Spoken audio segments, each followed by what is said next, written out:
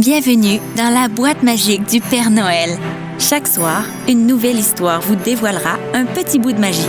Une série imaginée par Aileen Fortin, racontée par moi, Catherine Poirier-Roy, avec la participation narrative de Patrick Lapierre. Un jour à la fois, ouvrez les 24 boîtes des 24 premiers Noëls. Le 8e Noël. Le Père Noël en était venu à une conclusion très simple.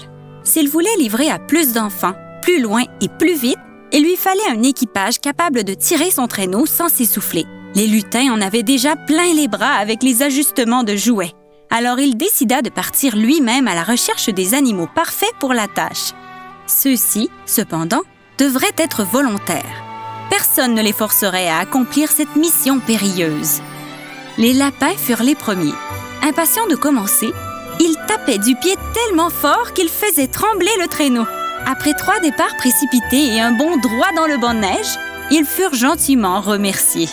Les chiens étaient prometteurs, rapides et enthousiastes, mais beaucoup trop bruyants. Chaque arrêt déclencherait une cacophonie de jappements qui réveillerait tout un village.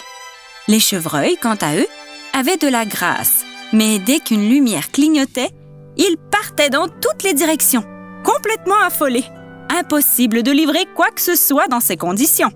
À court d'idées, le Père Noël leva les yeux vers l'immense plaine blanche.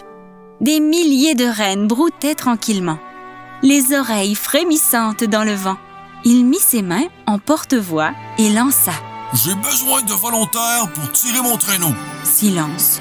Pas un sabot ne bougea, jusqu'à ce qu'il ajoute, comme une confidence. « Et petite surprise, ceux qui seront choisis voleront. » Le mot se répandit à la vitesse d'une bourrasque.